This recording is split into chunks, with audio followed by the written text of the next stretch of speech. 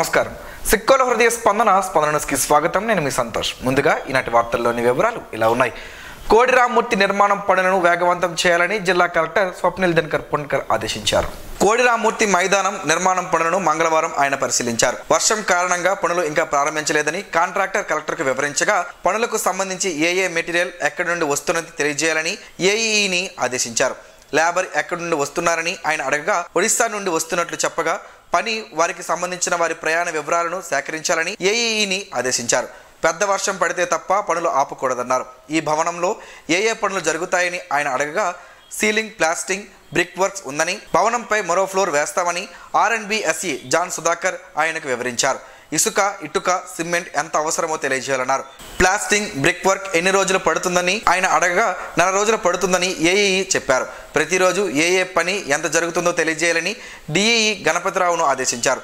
ఇటుక ఎక్కడి నుండి వస్తుందని ఆయన అడగగా చిలకపాలెం నుండి వస్తుందని తెలిపారు. పనులు త్వరితగతిన నాణ్యతతో ఉండాలని తెలిపారు. టాయిలెట్లు, ఎంట్రన్స్ తదితర ప్లాన్ అందజేయాలని ఆర్ఎండ్బి అధికారులను ఆదేశించారు. జూమ్ కాన్ఫరెన్స్ ఏర్పాటు చేయాలన్నారు. ఈ ప్రాంతానికి అవసరమైన జిమ్ ఎక్విప్మెంట్ ఏర్పాటు చేయాలని డిఎస్డిఓను ఆదేశించారు. శ్రీకాకుళం ఆమదాలవలస రోడ్ నిర్మాణం పనులపై చర్చించారు. ఈ పరిశీలనలో ఆర్ఎండ్బి జాన్ సుధాకర్ తదితరులు పాల్గొన్నారు. ఆంధ్రప్రదేశ్ అభివృద్ధికి కట్టుబడి ఉన్నామని కేంద్ర ఆర్థిక శాఖ మంత్రి నిర్మలా సీతారామన్ అన్నారు. మంగళవారం పార్లమెంట్లో బడ్జెట్ ప్రవేశపెట్టిన ఆర్థిక మంత్రి ఎన్డీఏ కీలక భాగస్వామ్య పక్షాలకు కొన్ని వరాలు ప్రకటించారు. ఏపీ రాజధాని అమరావతి నిర్మాణానికి 15,000 కోట్లు ప్రకటించారు. అవసరాన్ని బట్టి అమరావతికి మరిన్ని నిధులు అందిస్తామని ప్రకటించారు. అలాగే పోలవరం సత్వర నిర్మాణానికి సాయం, రాయలసీమ, ఉత్తరాంధ్ర, ప్రకాశం అభివృద్ధికి నిధులు, పరిశ్రమల ఏర్పాటుకు తోడ్పాటు, వెనుకబడిన ప్రాంతాల అభివృద్ధికి సాయం, గ్రామీణ ప్రాంతాల అభివృద్ధికి కృషి చేస్తామని బడ్జెట్లో హామీ ఇచ్చారు. విశాఖ, చెన్నై, ఓర్వకొల్లు, బెంగళూరు పారిశ్రామిక కారిడార్లకు నిధులు అందిస్తామని అన్నారు. కాగా ఎన్డీఏ ప్రభుత్వంలో కీలక భాగస్వామిగా ఉన్న బీహార్కు కేంద్రం బంపర్ ఆఫర్ ప్రకటించింది. రాష్ట్ర అభివృద్ధికి ప్రత్యేక నిధులు కేటాయిస్తున్నట్లు చెప్పారు. బీహార్కు new Amritsar Gaya expressway ప్రకటించారు. Of the Polavaram irrigation project, which is the lifeline for Andhra Pradesh and its farmers. This will facilitate our country's food security as well. Under the Act, Andhra Pradesh Reorganization Act, for promoting industrial development, funds will be provided for essential infrastructure such as water, power, railways and roads in Kopparthi node on the Visakhapatnam-Chennai industrial corridor and Varavakal node on the Hyderabad-Bengaluru industrial corridor. An additional allocation will be provided this year towards capital investment for economic growth. Grants for backward regions of Rayalaseema, Prakasham, North Coastal Andhra, as stated in the Act, will be provided. PM Awas Yojana. 3 crore additional houses under the PM Awas Yojana in rural and urban areas in the country will have been announced, for which the necessary allocations are being made. జిల్లాలో కంచిలి, కవిటి, మందస, ఎచ్చర్ల తదితర మండలాల్లో ఇతర మండలాల కంటే ఎక్కువ వర్షపాతం నమోదైనట్లు జిల్లా collector Swapnil Dinakar Punkar మంగళవారం వెల్లడించారు.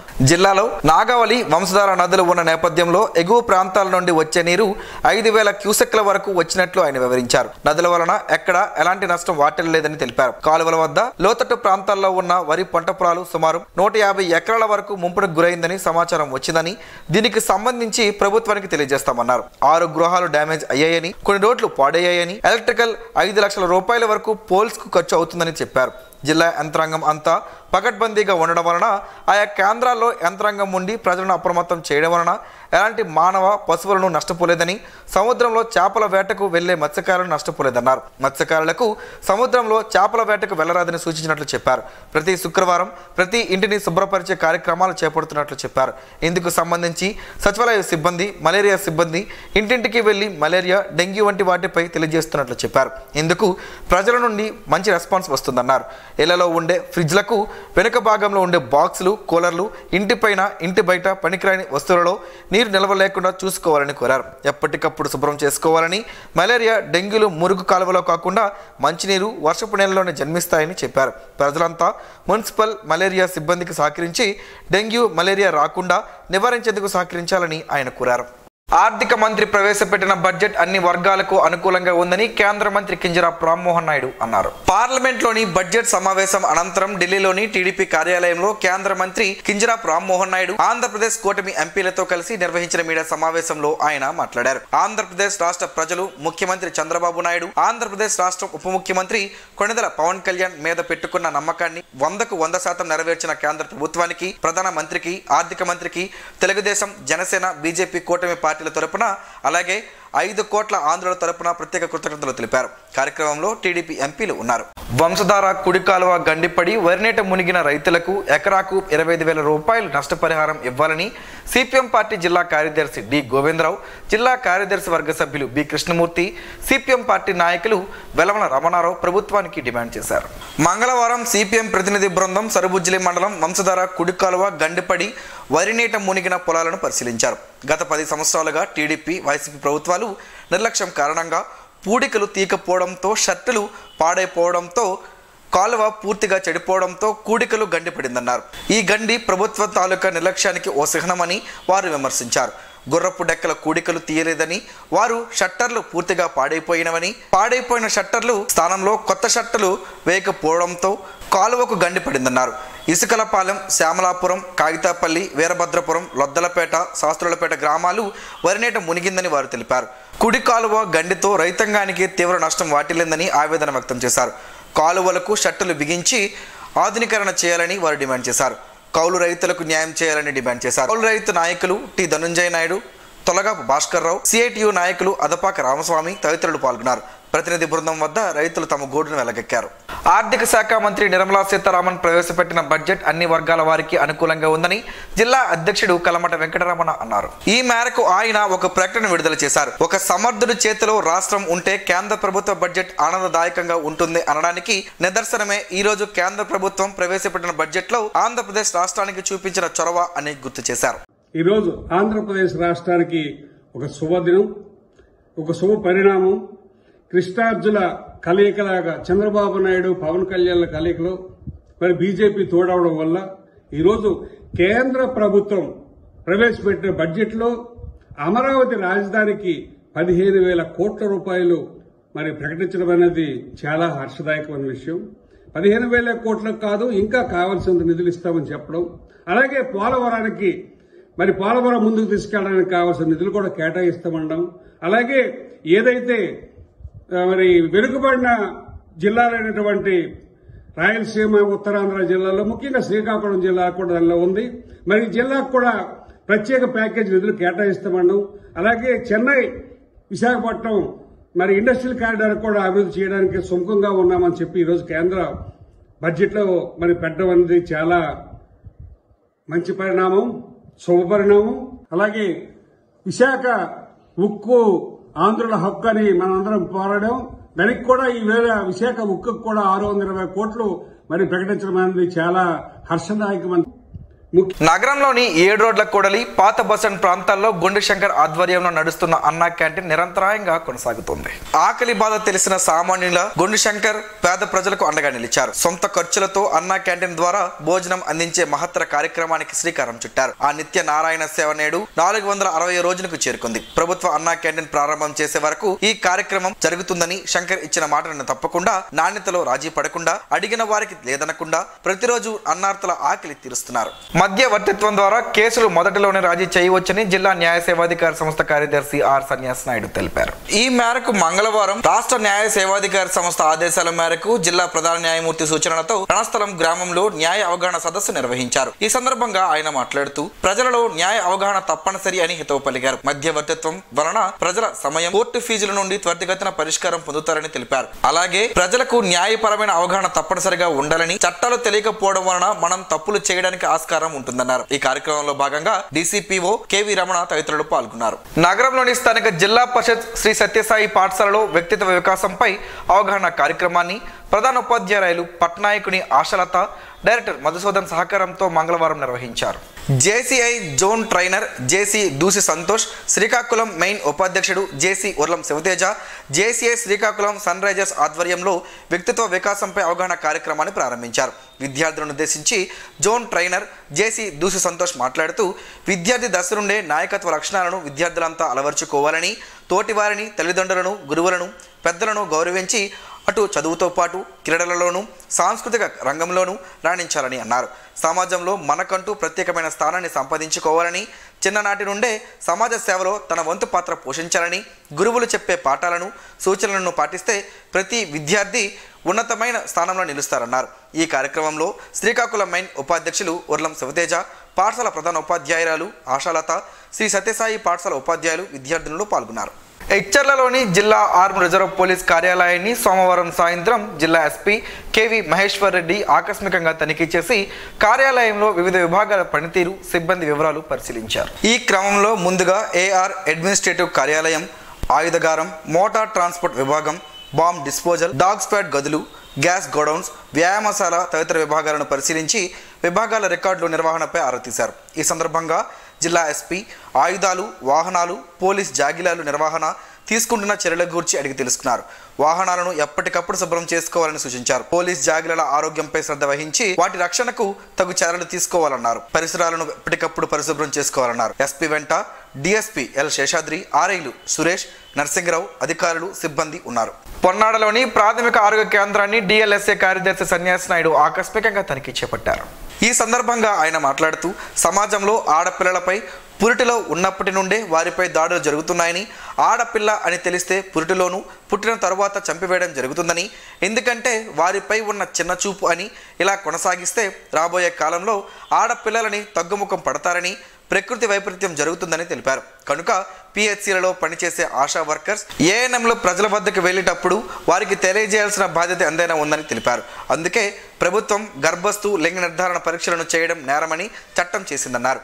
లింగ నిర్ధారణ పరీక్షలు చేయడం, వివరాలను చెప్పడం చట్టరీత్యా నేరమని తెలిపారు.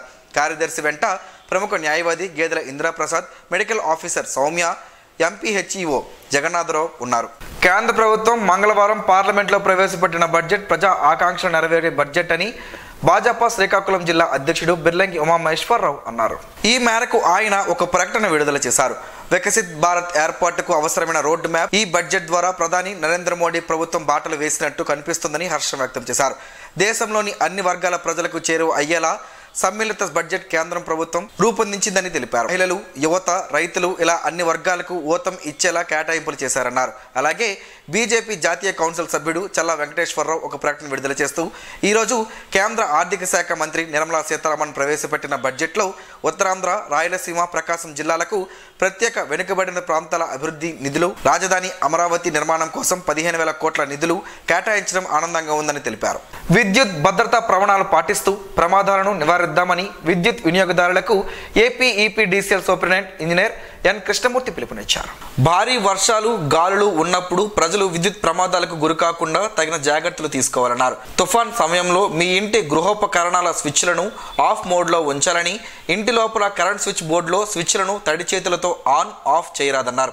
చిన్నపిల్లలకు కరెంట్ వస్తువులను తాకనీయరాదని, ఇంటి సర్వీస్ వైర్ తెగినా, జాయింట్స్ కట్ అయినా వాటిని ఎట్టి పరిస్థితుల్లోనూ తాకకూడదన్నారు. ఏ ప్రదేశంలోనైనా విద్యుత్ ప్రసారం జరిగే తీగలు తెగిపడి ఉంటే దానిని విద్యుత్ ప్రసారం ఉన్నదిగా పరిగణించి సరైన రక్షణ కల్పించే వరకు వాటిని నేరుగా తాకకుండా వెంటనే విద్యుత్ శాఖ సిబ్బందికి లేదా టోల్ ఫ్రీ నెంబర్ 1912కి తెలియచేయాలన్నారు. స్వాతంత్ర ఉద్యమాన్ని ఉవ్వెత్తున ఎగసేలా చేసిన పోరాట యోధుడు లోకమాన్య బాలగంగాధర్ తిలక్ అని వక్తలు పేర్కొన్నారు. శ్రీకాకుళంలో గాంధీ మందిరంలో స్వాతంత్ర సమరయోధుల స్మృతివనంలో తిలక్ 168వ జయంతి వేడుకలు మంగళవారం ఘనంగా జరిగాయి. విగ్రహదాతలు సువ్వారి గాంధీతో పాటు గాంధీ మందిర బృందం జాం భీమశంకర్, నటుకుల మోహన్, రవికుమార్, పైడి హరనాథరావు, అప్పారావు, అనంతం భట్లు తదితరులు తిలక్ విగ్రహానికి పూలమాలలు వేశారు. ఈ సందర్భంగా వారు మాట్లాడుతూ స్వాతంత్ర పోరాటంలో అతివాద భావాలతో ఉద్యమాన్ని ఉధృతం చేసిన కీర్తి తిలక్ సొంతమన్నారు. స్వరాజ్యం నా జన్మ హక్కు అని నినదించడంతో పాటు వినాయక చవితి, దుర్గామాత ఉత్సవాలను వాడవాడలా నిర్వహించడం ద్వారా భారతీయుల్లో స్వాతంత్ర కాంక్షను రగిలించిన మహోన్నతుడు తిలక్ అని కొనియాడారు. భావితరాలు తిలక్లో దేశభక్తిని స్ఫూర్తిగా తీసుకుని ముందుకు సాగాలని పిలుపునిచ్చారు. అనంతరం విగ్రహదాత సువారి గాంధీని వివాహకులు సత్కరించారు. ఈ కార్యక్రమంలో మందిర కమిటీ ప్రతినిధులు పాల్గొన్నారు. AP state allied and health care professional council secretary వారి డిప్లొమా పారామెడికల్ కోర్సుల్లో కన్వీనర్ కోటా దరఖాస్తులను స్వీకరణ ప్రారంభించినట్లు బొలినేని మెడ్స్కిల్స్ ఈడీ నాగేశ్వరరావు ఒక ప్రకటనలో తెలిపారు. ఆగస్టు 6వ తేదీ వరకు ప్రవేశాలకు అవకాశం కల్పించారని, ఈ కోర్సులకు ఇంటర్ ఏ గ్రూప్ పాస్ అయిన వారైనా అర్హులని వివరించారు.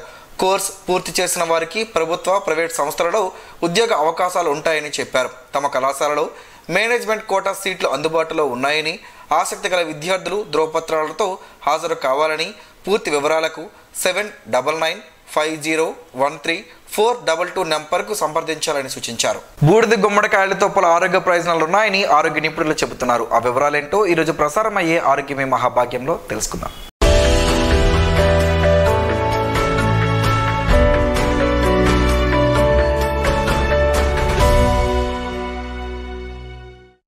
బూడిద గుమ్మడికాయను తినడానికి చాలామంది ఇష్టపడరు. కానీ బూడిద గుమ్మడికాయలో పోషకాలు ఎక్కువ, క్యాలరీలు తక్కువ. దీనిలో విటమిన్లు, ఖనిజాలు పుష్కలంగా ఉంటాయి. దోసకాయ రుచిలాగే ఉండే ఈ గుమ్మడికాయ ఉపయోగాలు బోలెడు. నీటి శాతం ఎక్కువగా ఉండే బూడిద గుమ్మడికాయలను స్మూతీలు, జ్యూస్లు, సలాడ్ల రూపంలో ఆహారంలో చేర్చుకోవచ్చు. ఇందులో ఫైబర్ పుష్కలంగా ఉంటుందని ఆరోగ్య నిపుణులు చెబుతున్నారు. Zinc, iron, magnesium, calcium, phosphorus, copper, manganese వంటి ఖనిజాలు ఉంటాయి. Vitamin C, niacin, riboflavin, thiamine వంటి విటమిన్లు కూడా ఎక్కువ మొత్తంలో ఉంటాయి.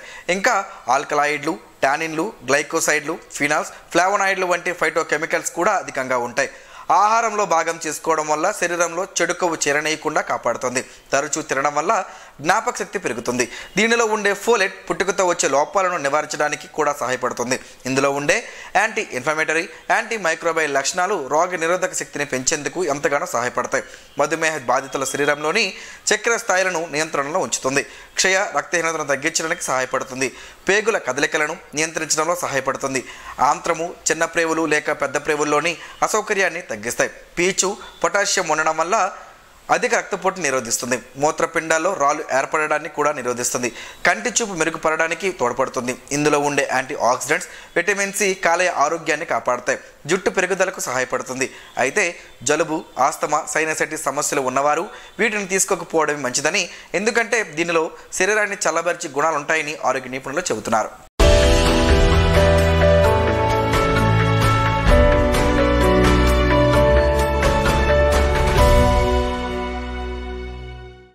ఈరోజు వార్తల్లో ఒక మంచి మాటను విందాం, ఆచరిద్దాం. సమాజ శ్రేయస్సును కాంక్షించే మహనీయుల మాటల్లోంచి ఈరోజు. జీవనం గమనం గమ్యం. ఋషి చింతన. అణచివేత బుద్ధిమంతుడిని పిచ్చివాడిగా చేస్తుంది. అహంకారం తపస్వీలను వెర్రివాళ్లుగా చూపిస్తుంది. ఒక చెయ్యి స్వీకరణ, మరో చెయ్యి విశ్వాసం.